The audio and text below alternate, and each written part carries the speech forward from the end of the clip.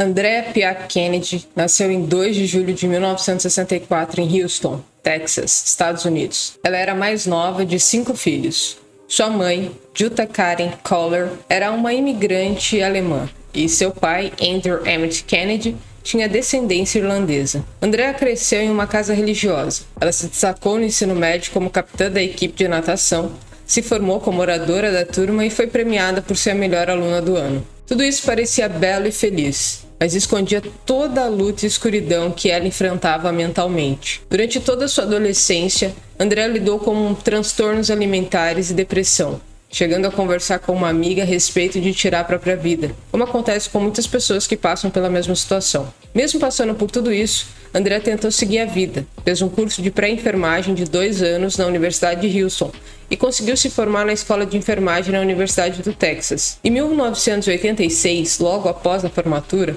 ela começou a trabalhar como enfermeira em um centro de saúde voltado ao tratamento de câncer da Universidade do Texas. Andrea era muito reservada, nunca havia namorado ninguém até completar 23 anos. Aos 23, viveu um relacionamento muito difícil, e quando ela ainda estava se recuperando dele, no verão de 1989, ela conheceu Russell Yates.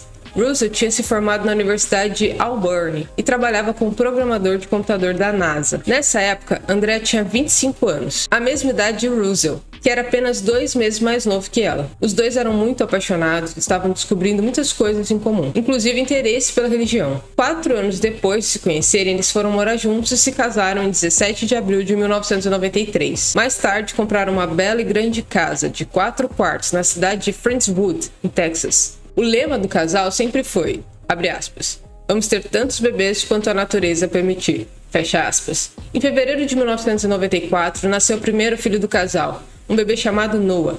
Nessa época, Andrea começou a ouvir vozes, o que mais tarde ela descreveria ser de Satanás. Segundo ela, as vozes lhe diziam para pegar uma faca e esfaquear alguém. Em 1995, eles tiveram seu segundo filho, John. Russell aceitou uma oferta de emprego na Flórida e a família se mudou para um pequeno trailer em Seminole.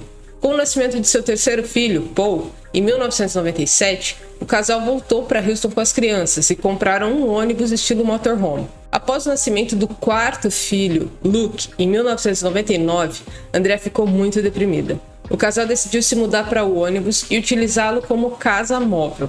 Há relatos de que essa decisão seria influenciada pelos sermões extremistas de um pregador chamado Michael Peter Ronick, que teria vendido o ônibus para o casal. Sua família ficou preocupada com a forma como Andrea ficou tão cativada pelas palavras do pregador. O intuito do casal era levar a mensagem de Deus a várias universidades do país. Enquanto Russell concordou apenas com algumas ideias do pregador, Andrea abraçou cegamente os sermões do pastor. Ele pregava, por exemplo, que as mulheres são fruto do pecado de Eva e que mães ruins vão para o inferno e criam filhos ruins, que também irão para o inferno. Além disso, o pregador dizia a estudantes mulheres que todas elas iriam para o inferno, pois o que cada uma delas deveriam estar fazendo é apenas se reproduzir. Contudo, as coisas foram ficando ainda mais difíceis para Andrea, agora com 4 filhos e morando em um ônibus. A família do casal não conseguia entender o porquê deles deixarem a casa de 4 quartos em Houston. E o mais intrigante é que o marido de Andrea tinha um salário de $80 mil por ano trabalhando na NASA. Na maioria das vezes, quando famílias decidem morar em trailers nos Estados Unidos, é por sérios problemas financeiros, o que não era o caso da família. Eles consideravam aquilo como um propósito, digamos assim, uma missão. Esse modo de vida que eles desejavam seguir vinha das crenças do pregador. Outro fato peculiar é que o casal decidiu educar os filhos em casa, e isso pesou ainda mais para Andrea, porque além de cuidar das crianças, tinha que ensiná-los. Isso tudo dentro de um ônibus não parecia ser uma boa ideia. O motorhome não tinha espaço suficiente nem para o casal, menos ainda para as crianças. Além disso, os meninos usavam fraldas de pano, uma escolha do casal com o intuito de se afastarem do materialismo, o que dava ainda mais trabalho para Andrea, que tinha que lavar as fraldas constantemente. Em 16 de junho de 1999, Russell encontrou Andrea tremendo e mastigando os dedos. No dia seguinte, ela tentou tirar a própria vida com uma grande dose de medicamentos. Ela foi internada no hospital e um médico a prescreveu antidepressivos. Logo após sua liberação, já em casa, ela implorou ao marido que a deixasse ir embora da terra enquanto segurava uma faca no pescoço. Mais uma vez hospitalizada, Andrea recebeu uma mistura de medicamentos, incluindo Haldol, um medicamento antipsicótico. Sua condição melhorou consideravelmente e com isso prescreveram sua alta. A família de André pediu a Russell que ele comprasse uma casa para que sua mulher e filhos não tivessem mais que viver apertados no ônibus. Ele comprou uma bela casa em um bairro tranquilo e isso fez André melhorar a ponto de voltar a fazer atividades físicas, como por exemplo nadar e caminhar. Ela também voltou a cozinhar e a socializar e estava interagindo muito bem com as crianças. Um mês depois, André teve um colapso nervoso, que culminou em 2 tentativas de tirar a própria vida e 2 hospitalizações psiquiátricas no verão de 99. Depois disso, ela foi diagnosticada com psicose pós-parto. Seu primeiro psiquiatra, o Dr. Hayley Starberg, relatou que pediu ao casal para não ter mais filhos, porque isso garantiria uma futura depressão psicótica para Andrea. Já estava claro que Andrea havia passado por uma série de depressões pós-parto, porém o alerta do médico não foi o bastante, e o casal concebeu mais um filho, apenas 7 semanas depois da alta de Andrea. Ela parou de tomar seu remédio em março de 2000, e deu à luz a pequena Mary em 30 de novembro do mesmo ano. O casal acreditava finalmente que ter mais filhos seria a única maneira de alcançar o céu e Deus. Mary nasceu linda e saudável, e Andrea parecia estar lidando muito bem com tudo isso, até o dia 12 de março de 2001, foi quando seu pai morreu.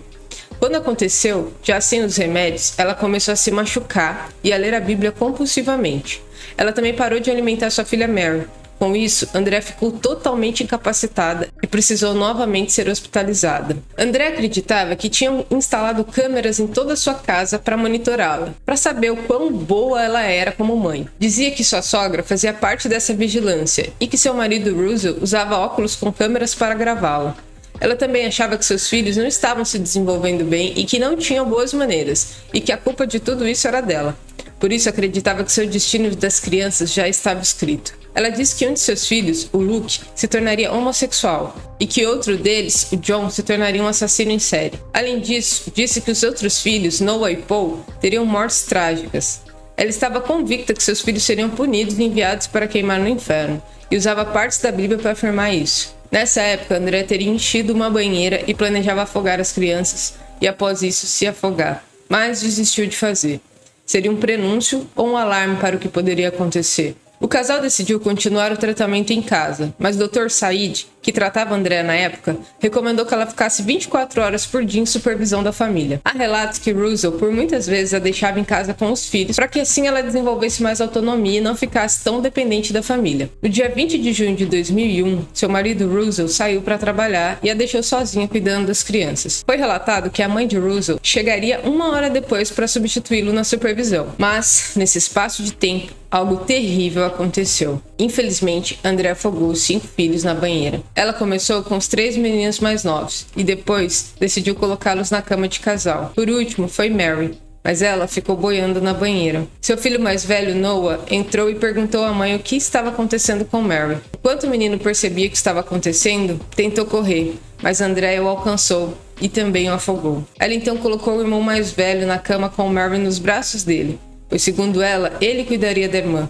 Depois disso, ela chamou a polícia, e na ligação pediu para que os policiais fossem até a casa dela, sem explicar direito o motivo. Depois disso, ligou para Russell e repetiu por várias vezes, está na hora.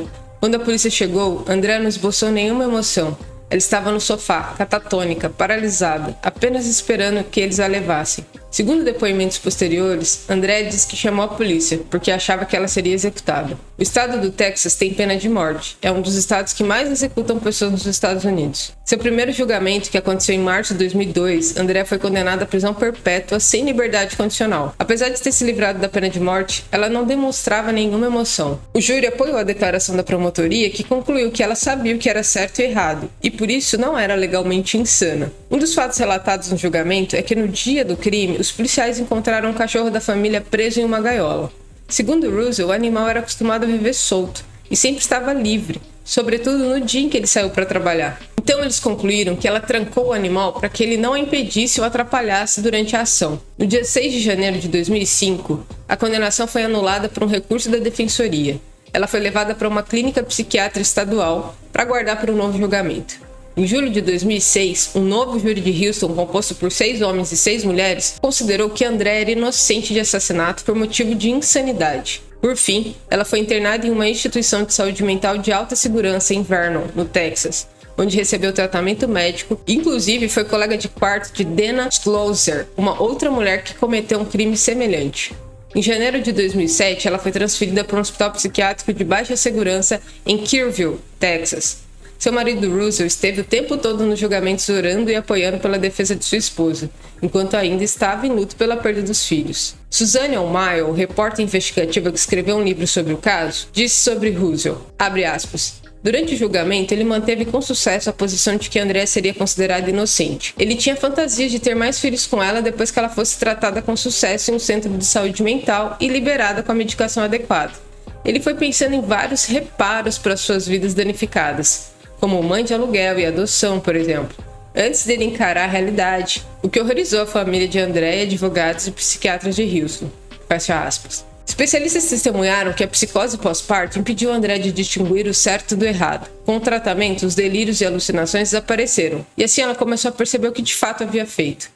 No julgamento, 10 psiquiatras e 2 psicólogos testemunharam sobre a doença mental de Andrea. 4 dos psiquiatras e 1 dos psicólogos de Andrea testemunharam sobre os sintomas, gravidade e tratamento da doença mental que ela sofria. A 5ª psiquiatra desse grupo, doutora Melissa Fergons, testemunhou que Andrea fez uma declaração de que as crianças pereceriam no fogo do inferno, então tirar suas vidas era a coisa certa a se fazer. Andrea Yates confessou ter afogado seus filhos. Ela disse ao Dr. Michael Wellner que esperou Russell sair para o trabalho naquela manhã antes de encher a banheira porque sabia que ele impediria de prejudicar as crianças. Durante a confissão de Andrea, ela explicou suas ações dizendo que não era uma boa mãe e que as crianças não estavam se desenvolvendo corretamente, e ela precisava ser punida. Esse caso é muito impactante porque demonstra claramente como o fundamentalismo religioso pode agir na mente das pessoas. Para Andrea, que já havia sofrido episódios depressivos, isso foi fatal. Além de viver sobrecarregada, ela criou um modelo de mãe perfeita. Uma total ilusão que talvez nem fosse realmente o sonho dela, mas sim um idealismo causado pela religião e também pela enorme vontade de agradar o marido. O medo da punição e a culpa infinita por imaginar que não era o suficiente tanto para ele quanto para os filhos e que não estava cumprindo seu papel foi a deteriorando aos poucos. Lamentavelmente, a tragédia já era anunciada.